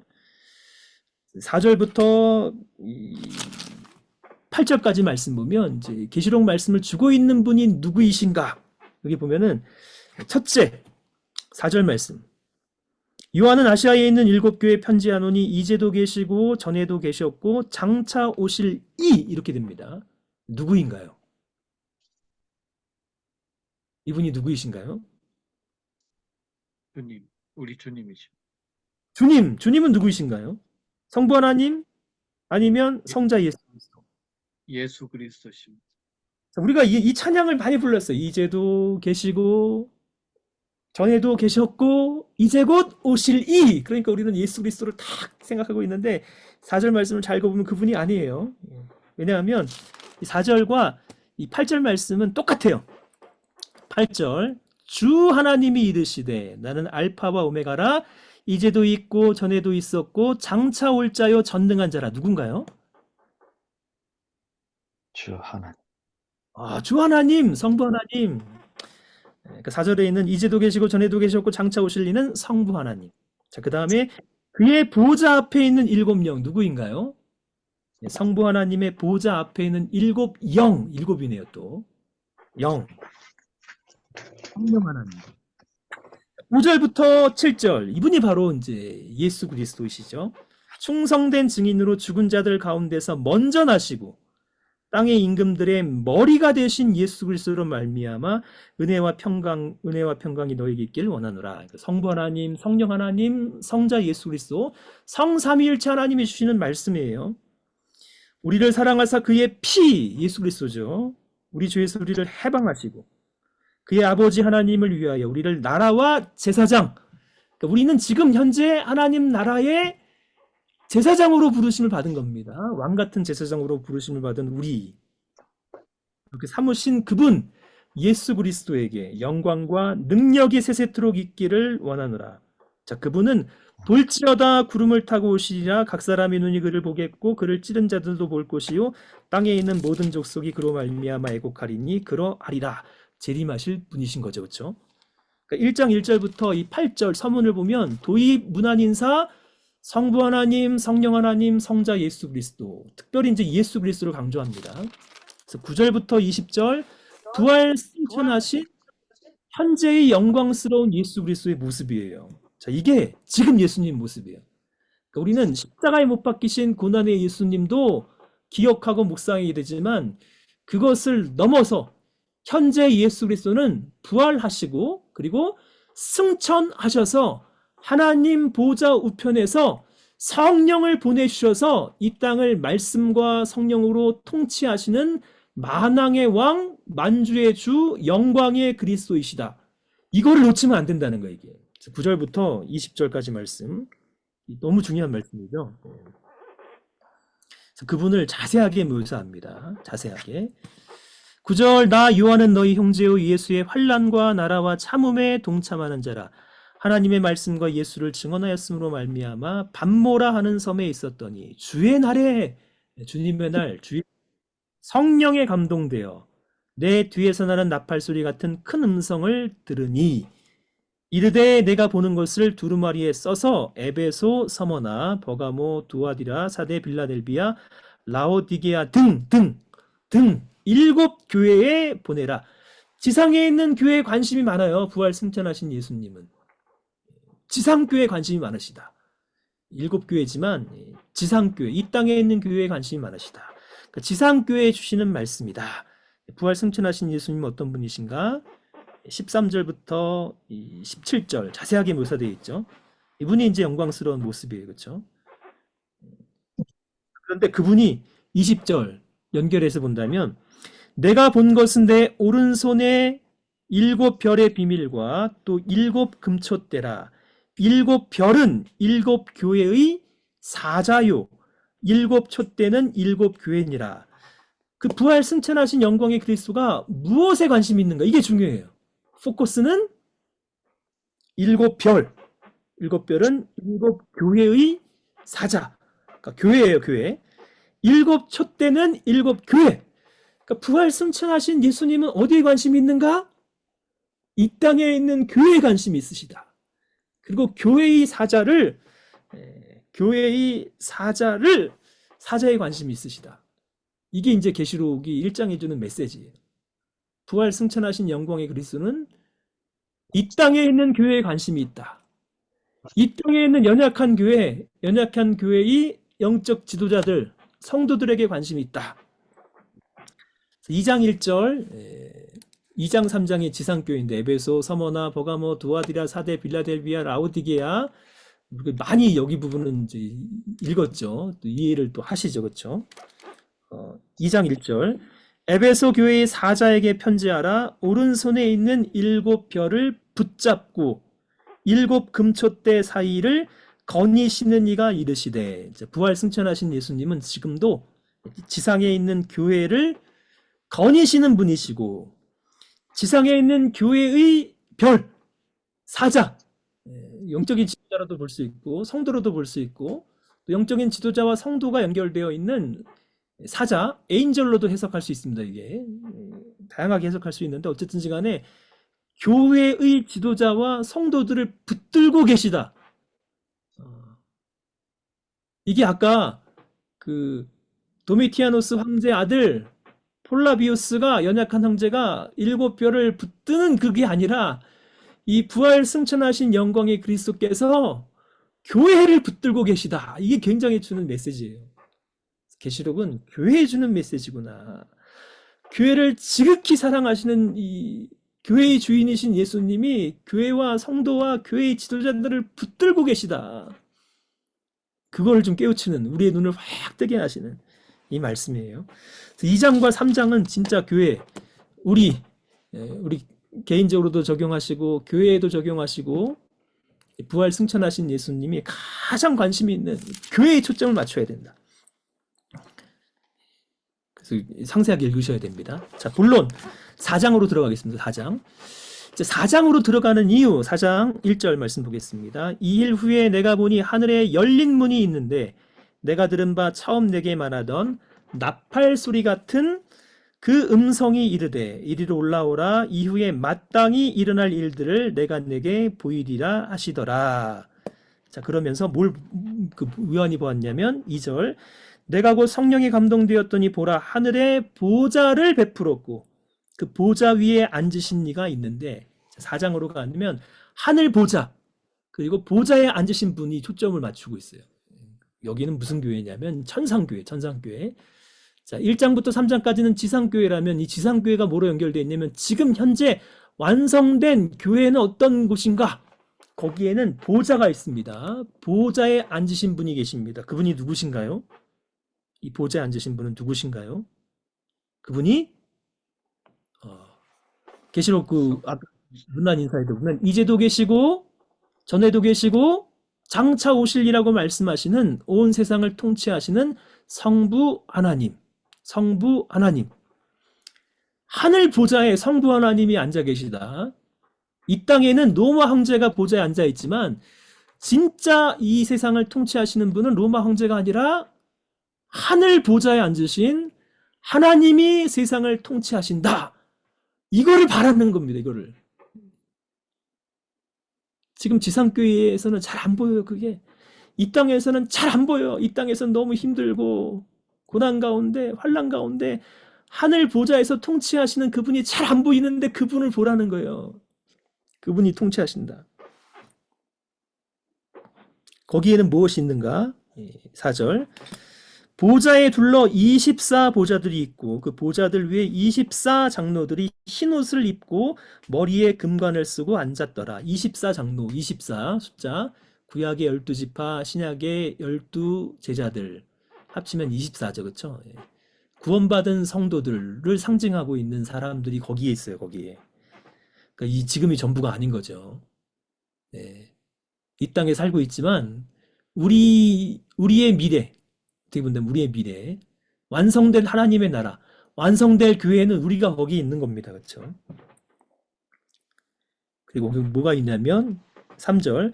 보좌로부터 번개와 음성과 우레소리가 나고 보좌 앞에 켠 7 등불 7이 있으니 하나님의 7영이라 거기에 성령 하나님이 계신 7영. 성령 하나님. 자, 그뿐 아니라 이제 네 생물이 있습니다. 거기에 네 생물. 네 생물. 사자 같고 송아지 같고 그다음에 사람 같고 독수리 같은, 어떻게 본다면 그 피조물들을 다 대표하는 피조물들을 대표하는 천상의 존재. 뭐 하냐면 쉬지 않고 거룩하다 거룩하다 거룩하다 주 하나님 전능하신 이여 전에도 계셨고 이제도 계시고 장차 오실리라. 3번이나 반복돼요. 성부 하나님을 가리키는 표현입니다. 끊임없이 찬양을 들리고 그 다음에 10절 24장로들이 보좌에 앉으신 앞에 엎드려 세세토록 살아계신 이에게 경배하고 자기의 간을 보좌 앞에 드리며 우리 주 하나님이여 영광과 존귀와 건능을 받으신 것이 합당하오니 주께서 만물을 지으신지라 만물이 주의 뜻대로 있었고 또 지으심을 받았나이다. 이게 천상교회의 모습이에요. 천상교회. 완성될 교회의 모습이에요. 우리는 어디 있나요? 24장로. 이게 이제 우리가 있을 위치인 거죠. 그렇죠? 거기에는 성부 하나님, 성령 하나님, 완성된 교회의 모습, 그리고 천상의 존재들도 있는데 누가 없으신가요? 부활 승천하셔서 통치하시는 예수님이 안 보이시네요.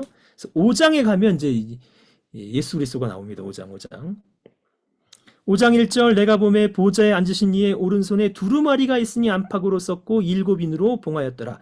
자, 보좌에 앉으신 성부 하나님의 오른손에 두루마리가 있습니다. 7인으로 봉한 두루마리. 그러면 그것을 누가 펼 수 있는가? 24장로 중에 한 사람 5절 말하기를 장로 중에 한 사람이 내게 말하되 울지 말라 유다 지파의 사자 다윗의 뿌리가 이었으니 그 두루마리와 그 7인을 떼시리라 하시더라. 내가 또 보니 보좌와 네 생물과 장로들 사이에 한 어린 양이 서 있는데 일찍이 죽임을 당한 것 같더라. 그에게 7뿔 7눈이 있으니 이 눈들은 온 땅에 보내심을 받은 하나님의 7영이더라. 어린 양 예수 그리스도, 성령 하나님.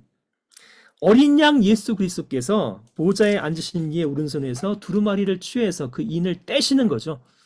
근데 어린 양 예수 그리스도는 누구인가? 8절 말씀. 그 두루마리를 취하심에 네 생물과 24장로들이 그 어린 양 앞에 엎드려 각각 검은고와 향이 가득한 금대접을 가졌으니 이 향은 성도의 기도들이라. 이분은 기도를 받기에 합당하신 분이에요. 경배를 받기에 합당하신 분이에요. 어린 양 예수 그리스도. 그들이 새 노래를 불러 이르되 두루마리를 가지시고 그 임봉을 떼기에 합당하시도다. 일찍이 죽음을 당하사 각 족속과 방언과 백성과 나라 가운데서 사람들을 피로 사서 하나님께 드리시고. 자, 10절 말씀이 굉장히 중요한 말씀입니다. 10절 같이 읽습니다. 그들로 우리 하나님 앞에서 나라와 제사장들을 삼으셨으니 그들이 땅에서 왕노릇 하리로다. 그들은 누구인가요? 그들은 누구인가요? 그들은 8절에 나와 있죠. 그들은 누구냐면 이 향은 성도들의 기도들이라. 이 땅에서 지상교회를 통해서 구원받은 하나님의 백성들, 이 땅에서 박해와 고난 가운데 있는데 하나님께서 뭐라고 말씀하시냐면 그들로 우리 하나님 앞에서 그들로 나라와 제사장으로 삼으셨으니 그들이 땅에서 이 땅에서 고난당하고 있는데 그들이 땅에서 왕노릇 하리로다. 그러니까 왕노릇은 나중에 일어나는 게 아니라 지금 일어나는 게 지금. 근데 지금 현실은 고난과 박해 가운데 있는데 무슨 왕노릇이에요? 무슨 아니에요. 지금 부활 승천하신 예수님과 함께 연결되어서 이 땅에서 말씀과 성령으로 통치하시는 예수 그리스도의 통치에 동참하는 제사장으로, 하나님 나라의 제사장으로 이 통치에 동참하는 영광스러운 왕노릇하는 사람으로 우리를 부르신 분이 예수 그리스도인 거예요. 그렇죠? 그러니까 이게 천상교회와 지상교회가 굉장히 계속해서 연결되어 있습니다. 자, 거기에 또 누가 있냐면 11절 내가 또 보고 들음에 보좌와 생물들과 장로들을 둘러선 많은 천사의 음성이 있으니 그 수가 만만이요 천천이라. 천천만만. 만 곱하기 만, 천 곱하기 천. 뭐 엄청난 숫자인 거죠. 그렇죠? 찬양합니다. 이 찬양의 대상이 누구냐면 13절 보좌에 앉으신 이와 어린 양에게 찬송과 존귀와 영광과 권능을 세세토록 돌릴지어다. 자, 그리고 하늘 보좌에 앉아서 봉인된 두루마리를 취하시는 그분이 6장부터 시작해서 이제 본격적으로 7인의 심판을 시작합니다. 7인. 하나씩 뗍니다. 첫째 인을 뗄 때니 2절 흰말 탄 자가 활을 가졌고 면류관을 받고 나아가서 이기고 또 이기려고 하더라. 흰말 면류관 하니까 이제 예수님이신가? 아니에요. 이게 이 땅에 있는 삶이에요. 이 땅에 있는 삶. 이 땅에 있는 삶. 흰말 탄 자 이기고 이기려고 하는. 지금 세상은 끊임없이 경쟁 가운데 있는 이게 이제 종말의 모습인 거예요. 종말의 모습을 이제 7인인데 지금 이 땅의 삶은 치열하게 경쟁하고 서로 죽이려고 하고 전쟁 가운데 있고 싸움이 있고 이게 이제 이 땅에 있는 모습이에요. 이게 이제 심판이 시작된 겁니다. 이게 첫째는 흰말, 둘째는 4절 붉은 말. 붉은 말이 나오더라. 그 탄 자가 허락을 받아 땅에서 화평을 제하여 버리고 서로 죽이게 하고 또 큰 칼을 받았더라. 서로 죽이지 못해 안달난 세상 이 모습이에요. 5절 셋째 인을 떼실 때 검은 말이 나오는데 검은 말. 6절 한 데나리온의 밀한대 한 데나리온의 보리석대. 너무 극심하게 경제적으로 어려운. 넷째 인을 뗐을 때 청황색 말이 나오는데 탄자의 이름은 사망과 음부. 땅 4분의 1의 권세를 받아 검과 흉년과 사망과 땅의 짐승들로서 죽이더라. 이게 이 땅에 있는 모습인 거예요. 이게.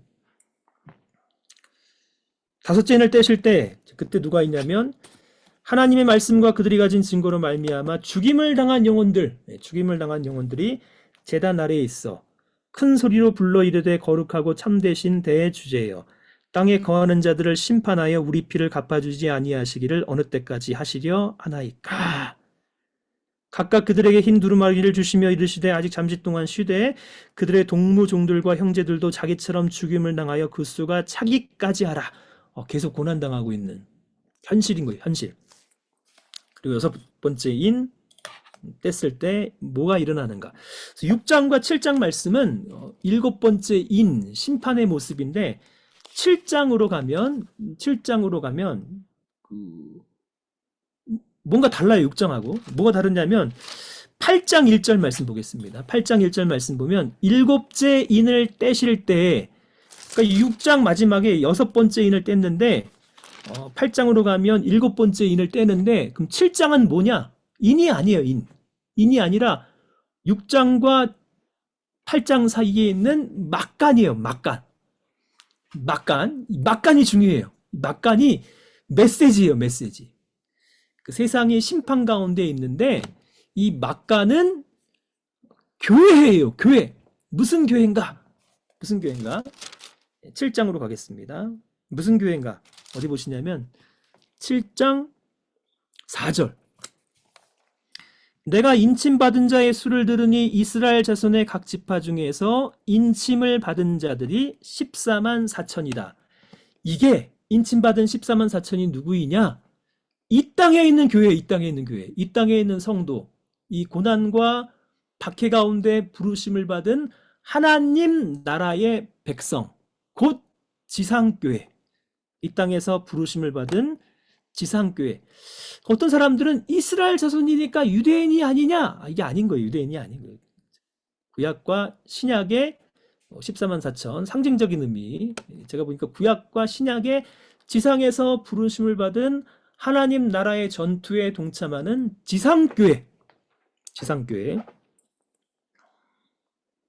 자, 그리고 이 지상교회가 뭐로 연결되냐면 9절 말씀으로 연결돼요. 9절 말씀. 이 일 후에 내가 보니 그 비전에 나오는 찬양, 각 나라와 족속과 백성과 방언에서 아무도 능히 셀 수 없는 큰 무리가 나와 흰옷을 입고 손에 종려가지를 들고 보좌 앞과 어린 양 앞. 그러니까 어딘가요, 이거는? 보좌 앞과 어린 양 앞. 이거는 이 땅이 아닌 거예요. 그렇죠? 천상. 그럼 이들은 누구이냐? 천상교회. 그럼 7장 이 막간에 있는 이 땅에서 부르심을 받은 14만 4천과 그 다음에 이제 9절에 나와 있는 천상교회 성도들은 연결되어 있는 거죠. 어떻게 연결되어 있나요? 이 땅에서 치열하게 영적인 전투를 참여하는 지상교회 성도들이 하늘 보좌에서 하나님 앞에 찬양과 영광을 올려드리는 천상교회로 연결되는 거죠. 이 땅에서 부르심을 받아 하나님 나라의 전투에 동참하는 자들이 결국에는 천상에서 완성된 하나님 나라에서 하나님과 어린 양 예수 그리스도께 찬양과 영광을 올려드릴 천상교회의 성도들이 되는 거죠. 그렇죠? 그래서 이 7장은 막간인데 지상교회와 천상교회가 서로 이렇게 연결되어진다. 그러니까 여러분, 심판 가운데 있는 지상교회의 성격은 전투하는 교회. 전투하는 교회가 결국엔 하나님 앞에 완성된 하나님의 나라에서 하나님 앞에 찬송과 영광을 올려드릴 천상교회가 되는 거죠.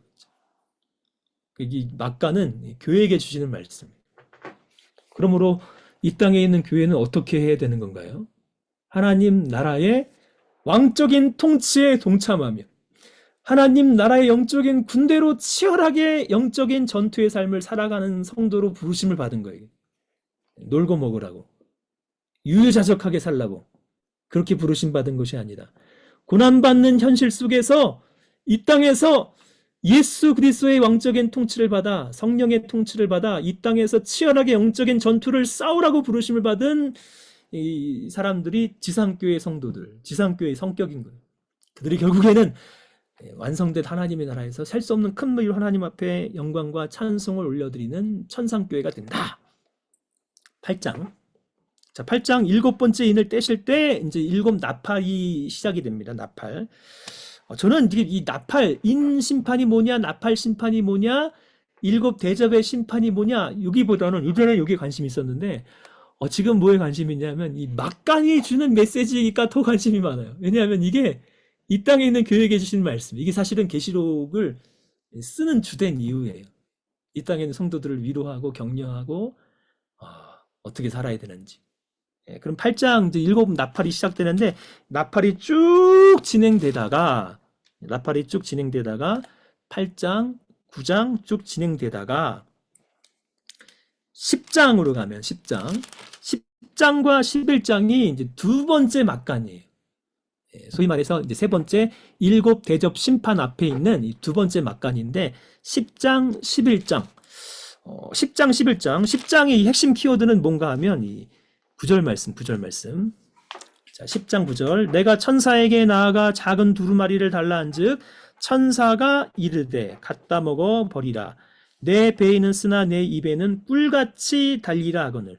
내가 천사의 손에서 작은 두루마리를 갖다 먹어버리니 내 입에는 꿀같이 다나 먹은 후에는 내 배에서 쓰게 되더라. 이게 뭐냐면 이 땅에 있는 교회는 어떤 교회냐면 지상교회는 하나님 말씀 두루마리를 먹는 교회. 배에는 쓰지만 입에는 꿀같이 단 하나님 말씀으로 승리하는 교회. 그 말씀을 먹어야 하는 교회. 이게 지상교회예요. 지상교회. 그럼 그 지상교회의 사명은 뭐냐? 11장으로 가면 지상교회를 어떻게 표현하고 있냐면 굉장히 다양한 상징으로 표현하고 있는데 어떻게 표현해주고 있냐면 두 증인으로. 근데 여기에 중요한 그 숫자가 나와요. 무슨 숫자가 나오냐면 그 2절. 성전 바깥마당은 측량하지 말고 그냥 두라. 이것은 이방인에게 주었은즉 그들이 거룩한 성을 42달 동안 짓밟으리라. 아까 42달이 그 숫자였어요. 이게 1260일. 3년 반, 42달. 예수님의 초림과 재림으로 그렇게 아까 봤죠, 그렇죠? 초림과 재림에 있는 지상교회. 그럼 지상교회의 성격은 뭐냐? 지상교회는 작은 두루마리 하나님 말씀을 받아서 이 땅에서 증인의 사명을 감당하는 교회. 증인의 사명을 감당하는 교회. 3절. 내가 나의 두 증인에게 권세를 주리니. 권세를 누가 주시나요?